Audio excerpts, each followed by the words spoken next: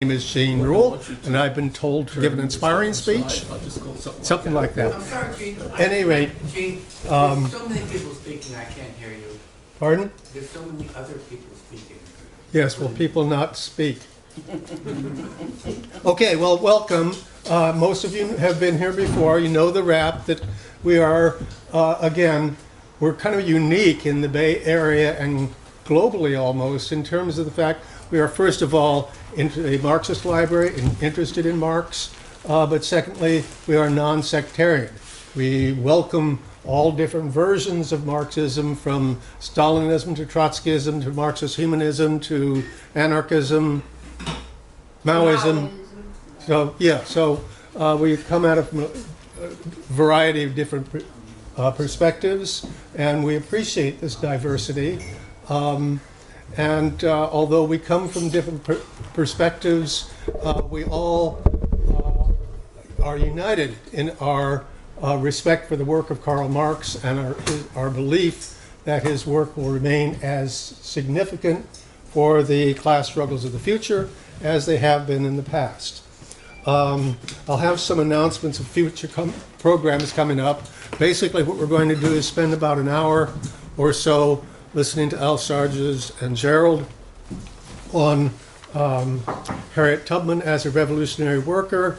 Then we'll take a break, have a fund appeal, and then make a few announcements and move to Q&A or comments or whatever.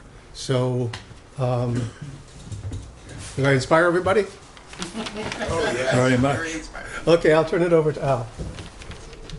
Okay, since this is done in the spirit of Black History Month, and just to tell you, I have given this presentation 4 times in area high schools, at Sojourner Truth High School, along with other high schools. So I always begin with what I think is important, because the bourgeoisie has a way of befouling the atmosphere in spaces that we create. Black History Month was something that was fought for by black people. It was not a gift, okay? And unfortunately, what you see now is, just as with the situation with King and his famous "I Have a Dream" speech, how the capitalists appropriate that and use it as they will, to the point where the King family had to go to court and fight the opportunistic use of Dr. King's image. And now I understand it. Now, looking at Black history, they think that Black history is just mentioning that one sentence, "I have a dream." Actually, there is much, much more, and we're going to get into some of the details right now. So the question is Black history still relevant? And we say yes, it is. And it is relevant because black people are still oppressed. That is, capitalism still exists. Does this require proof? And unfortunately, it actually does in some cases. There are people, black people, alive now that think that they're free. Okay? We think that the police murders that take place regularly, with deadening regularity, may show the contrary. Also, the whole question of how the prisons are used as a form of oppression, and the unemployment that black people suffer from. Okay, so what is history? Well, we say history is a study of past events, particularly related to human affairs. In order to appreciate history, you have to understand that historians have a variety of perspectives and biases. And the reason this is important is it does matter which history you read. I grew up reading the bourbon history that was provided in the textbooks that they gave me. What is a bourbon history of the South? Basically, I wish I wasn't Dixie, showing black people dancing and happy, slaves are happy, all this kind of nonsense. Okay.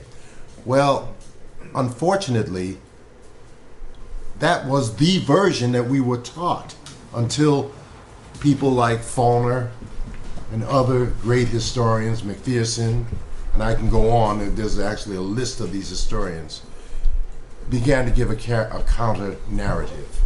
And that counter narrative is very important, because the more you find out about the actual history of the United States, the richer and the more interesting it becomes. Okay. Just a real quick aside, I had a book. I bought a book on sale from a store on the French Revolution. And a friend of mine pointed at me, he said, what are you doing with that book? And I said, what's the book about the French Revolution? He said, yeah, well, that particular, and he started to explain who the author was. And this is precisely what I'm trying to address right now. All right, so Black history makes up some of the missing pages of human history. In fact, Black history, women's history, and labor history constitute many of the missing pages of human history. Therefore, without an understanding of Black history, women's history, labor history, it is impossible to get a full understanding of human history. Okay, we're now going to get into Harriet Tubman, and this is a painting done during the Black Renaissance, or what was called actually at the time the Negro Renaissance or the Harlem Renaissance, when millions of blacks left the South and came to northern industrial centers in seek of work and a better life. And there was an outpouring of poetry, Langston Hughes, music, I don't know, jazz, Ellington, you know, that kind, and literature, but also art. And this gentleman, I think his name is Jacob Lawrence, was one of the many artists that, you know, shared his work during the Black Renaissance. Okay, Harriet Tubman was a conductor of the Underground Railroad. Now, and her nickname was Moses. Well, she actually conducted 19 trips across the Mason-Dixon into the South and rescued and freed somewhere in the vicinity of 350 slaves. And I think it's also very interesting that she was very proud of the fact that she never lost a slave. Once again, this is a piece of art. I'm sorry, I don't remember the person that painted this particular painting. Okay, so what was the Underground Railroad? People have a very abstract understanding of it, so let's try to be really clear so you can pass this information on to others. The Underground Railroad was not just an abstraction. It was an actual route that people, that slaves, use in conjunction with people that let them stay in their homes while they were being hunted. When black slaves would try to escape, there was an immediate attempt to recover them. Many were captured before they could successfully escape. The situation was compounded and got considerably worse after the Fugitive Slave Act was passed. I think it was 1854, okay, where slave catchers were allowed to actually come into the North and look for slaves.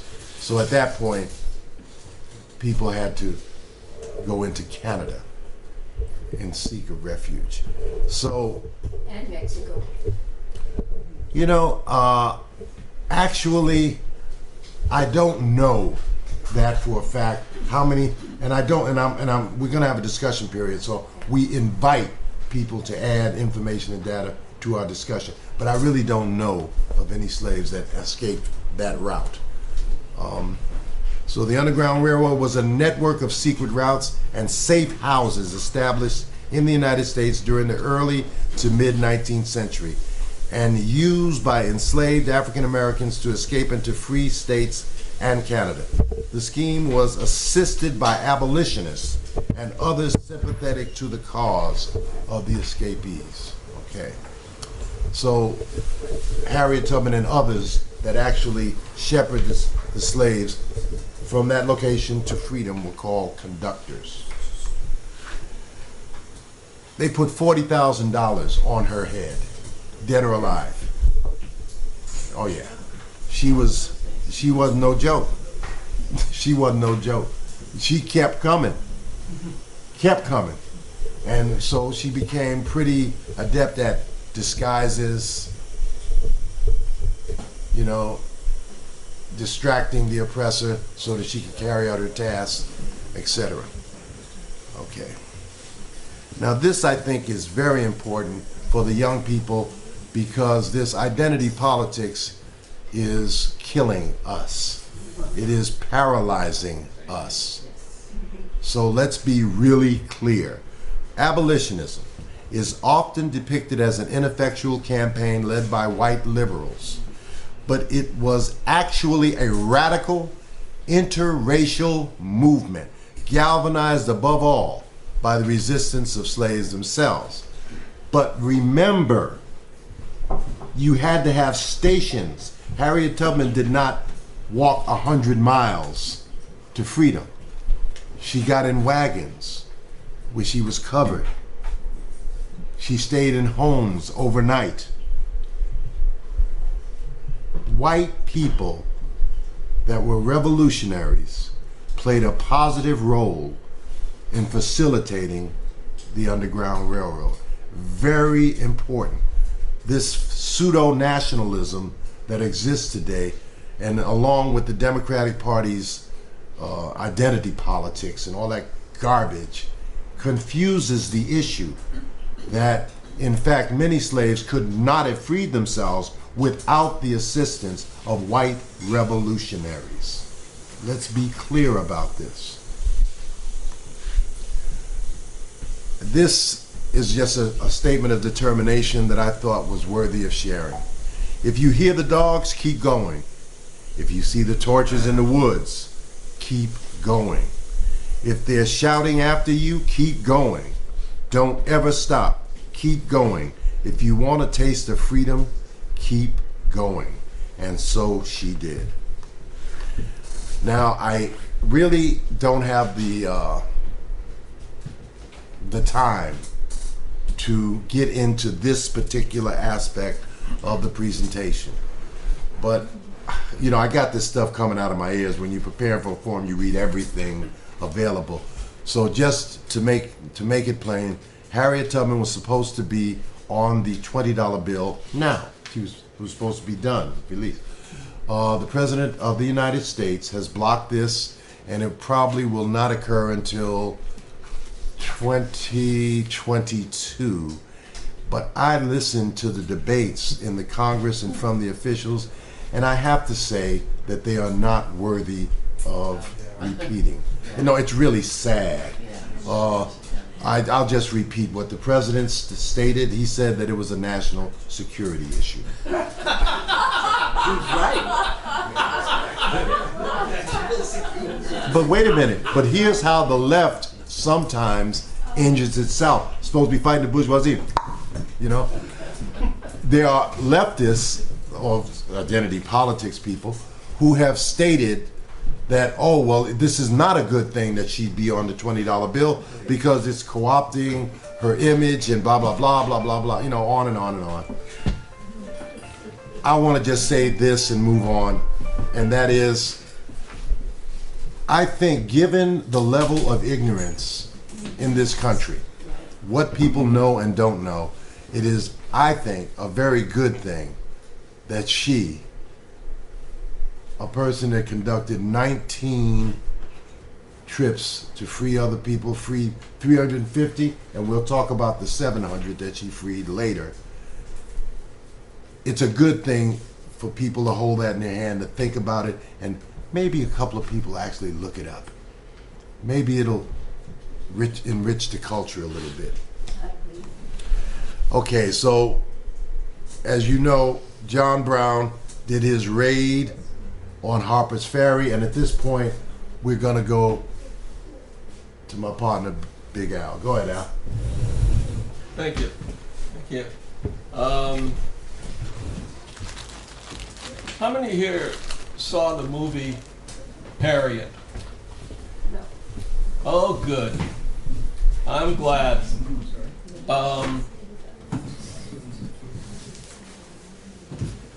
That movie covered really, I would say, 40 to 45% of her life. The majority of her life, it didn't cover. But I'm going to cover it. That's why we're here.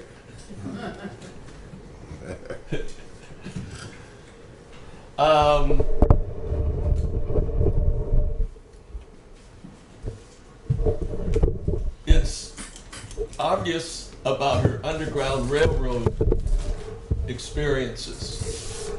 But beyond that, okay, her experiences with John Brown and his raid, her experiences in the Civil War, and in the post-Civil War. Now, as many of you know, in this Sunday morning series, generally, I would say it breaks down into guns and butter discussions.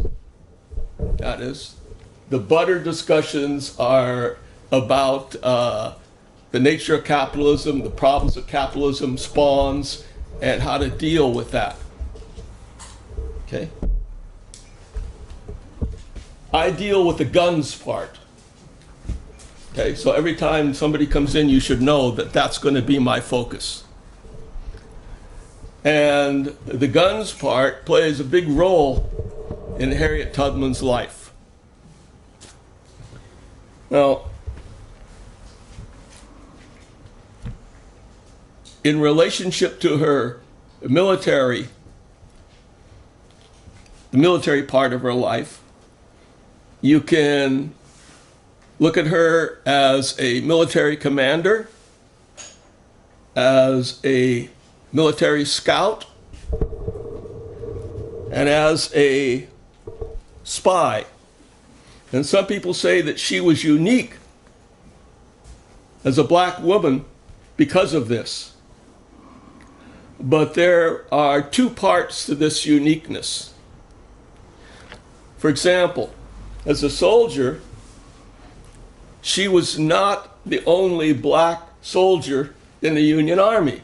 There were about 300,000 black troops, at least, and about 8,000 to 10,000 black sailors in the Union Navy. Okay? So what was her difference?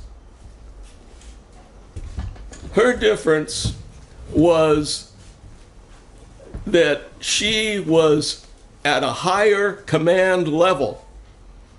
Okay? There were very few blacks who were in the military at the time who were in commanding positions. There may have been a few lieutenants scattered here and there, and I do mean few.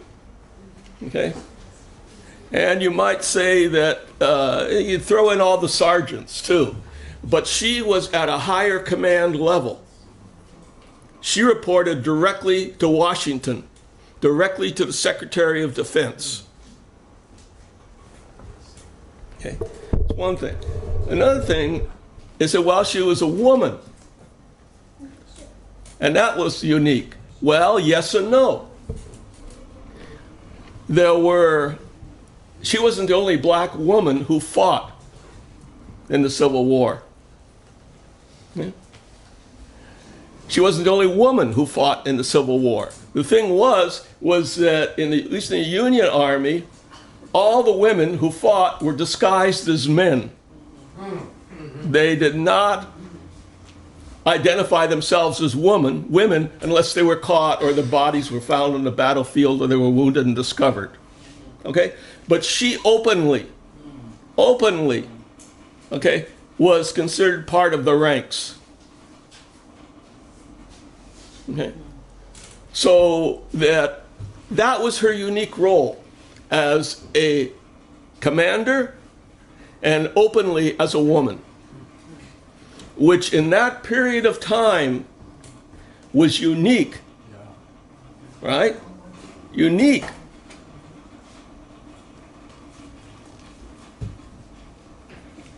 Now, there are a lot of quotes that I could give you about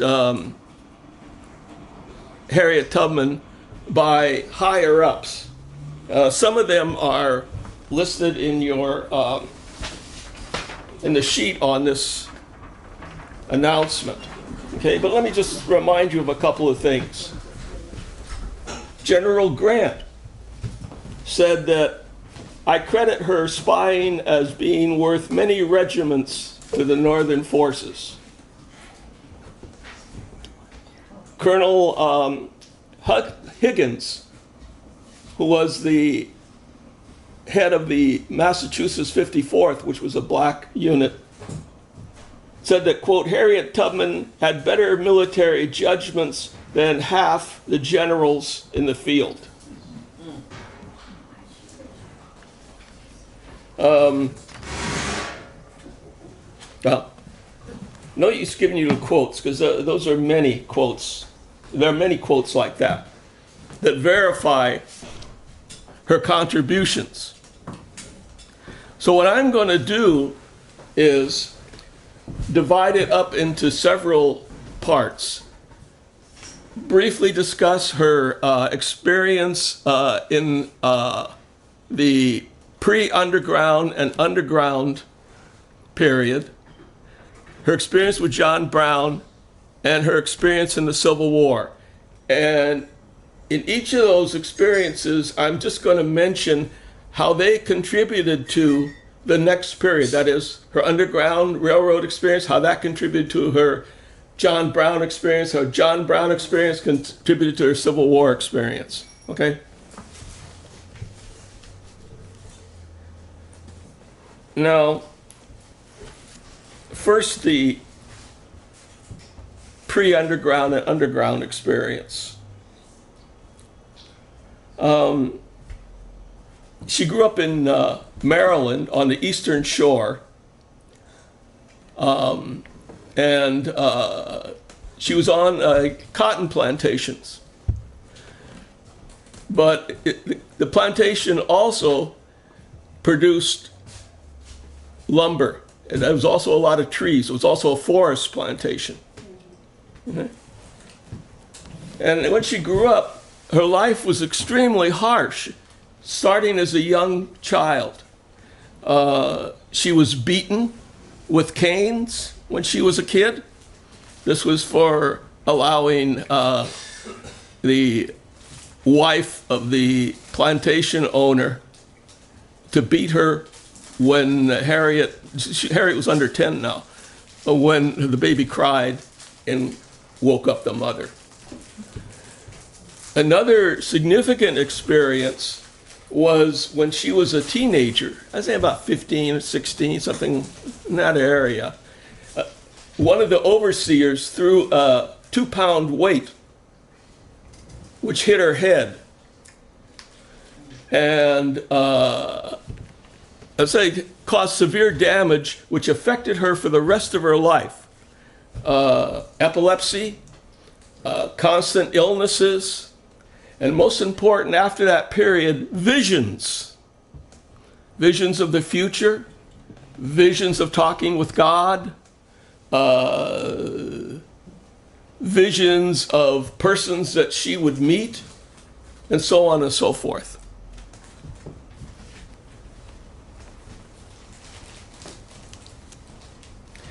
Now, her father played an influential role, especially concerning her future activities. That is, her father did not work in cotton. Her father was a forester. Okay? And so Harriet also, besides working in the fields, she helped cut down trees, chop wood, haul logs, and do all the rest of it. Now, her father taught her a number of important things. How to navigate in the forest, for example, both in day and in night. He taught her about signs that she should follow, like at night when she was in the forest, like the North Star. North Star, okay? Got it? All right. And he also taught her things which are very informative, like moss grows on the north side of the tree, right? So if she's in a forest, she wants to know her directions, right? And if there's trees around, obviously if it's a forest, okay? She can't see the North Star because of the overgrowth, maybe. Maybe she can look at the moss on the tree and it says north, right? Okay. So these are some of the things her father taught her, which she would later have to use in her Underground Railroad experience, and even beyond that in her Civil War experience.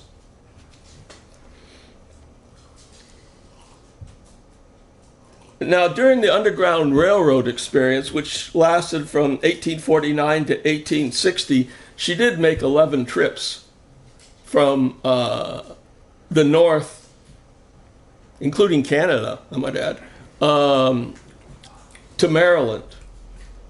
And among others, she freed all of her immediate family except two of her sisters, who had been sold south. She put her family up, incidentally, in Auburn, New York, in a house that was given to her by William Seward, S-E-W-A-R-D, right? Seward's Follies, right? Yeah. Congressman from New York, later Secretary of State, and an abolitionist, okay? He gave her his large house. We might call it a mini mansion today. And so that's where she put up her family. And where was that? What city, what town? What? What city or town was that? Auburn, New York. Yeah, I'm not certain exactly where it is on the map, but I've never been there. Syracuse, New York. Okay. Central New York. Finger Lakes. Upstate. Okay. It's a suburb of Syracuse. Now, during her Underground Railroad period, there are a number of things that she learned that were helpful in her next John Brown Civil War period.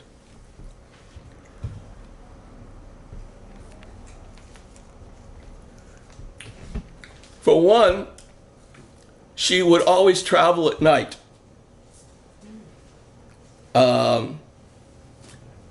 Never using roads or well-marked trails. She preferred traveling in the winter because long winter nights tended to deter people from following her more, right?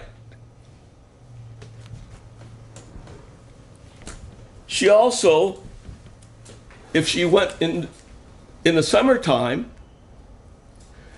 she was she would go on the 4th of July because she knew at the 4th of July all the slave masters were out celebrating the 4th of July. And the slaves were pretty much to themselves. They weren't watched by the overseer because the overseer was out with the rest of the slave masters, okay? So they had a better chance of not only escaping, but of walking around, right, in places where normally they would be spotted, right, and questioned because they weren't being observed at that time. I might add one thing about hiking at night. You ever hiked at night? Yes. Did you ever go up to the Oakland Hills and hike at night? Yes. Yes. Anybody? Just what? At night, you go to the Oakland Hills? Would you get off roads? I mean, really, I'm not talking about hiking like she hiked, where there's no trails, Stayed on the trail. no roads. On the trail with the flashlight. Looking for deer All right, and then running like hell. because for those in the military, we know that doing maneuvers at night were pretty treacherous, particularly in forested, hilly area. And we had flashlights and a compass and maps. She had neither. Anyhow, she also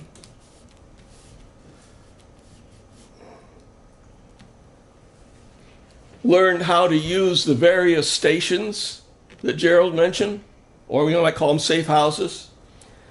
How to hide in wagons. How to use boats to ford rivers.